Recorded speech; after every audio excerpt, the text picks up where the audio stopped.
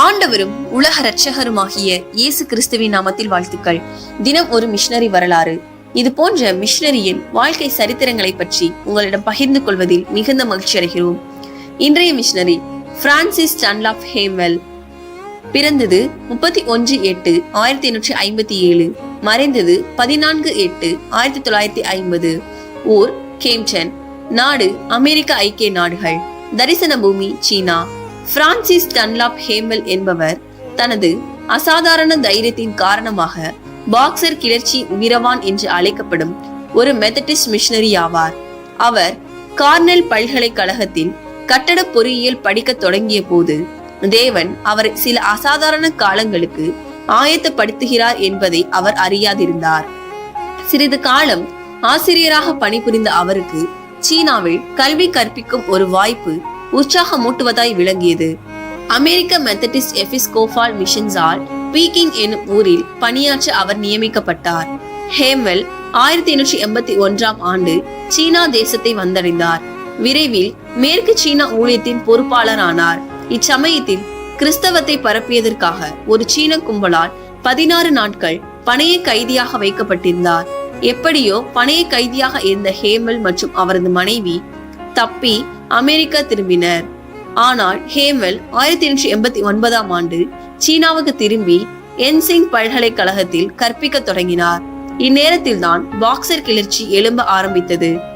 கிளர்ச்சியாளர்கள் வெளிநாட்டினர் மற்றும் சீன கிறிஸ்தவர்கள் மீது துளியும் இரக்கம் காட்டாத நேரம் அது. ஜூன் 5, 1900 இக்கிளர்ச்சியின் காரணமாக ஹேம்வெல் சீனாவை விட்டு வெளியேற திட்டமிட்டார். ஆனால் அவர் ஏற இருந்த ரயில் கிளர்ச்சியாளர்களால் அழிக்கப்பட்டது.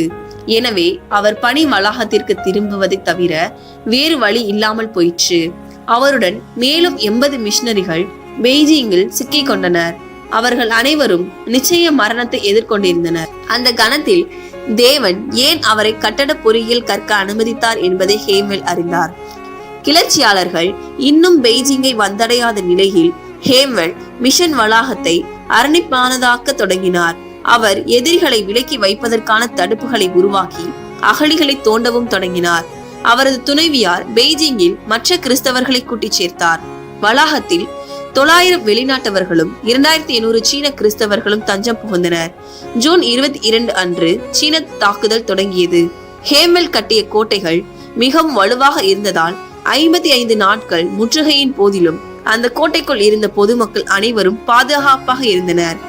தாக்குதல்கள் படிப்படியாக குறைந்தபடியால் ஹேம்வெல்லும் அவரது மனைவியும் ஆகஸ்ட் 21, 1900 பெய்ஜிங்கை விட்டு வெளியேறி அமெரிக்காவுக்கு சென்றடைந்தனர். அவர் 1909 சீனாவுக்கு திரும்பி மேலும் 12 ஆண்டுகள் அங்கு ஊழியம் செய்தார் என்பதை அறிந்தால் நீங்கள் ஆச்சரியப்படுவீர்கள். பிரியமானவர்களே, உங்கள் கல்வி அறிவை தேவனுடைய சேவைக்காக பயன்படுத்துகிறீர்களா? கர்த்தாவே, உமது ராஜ்யத்தை மேம்படுத்த என் அறிவையும் ஞானத்தையும் பயன்படுத்த எனக்கு உதவி புரியும். ஆமேன். கர்த்தர் தாமே உங்கள் அனைவரையும் ஆசீர்வதிப்பாராக.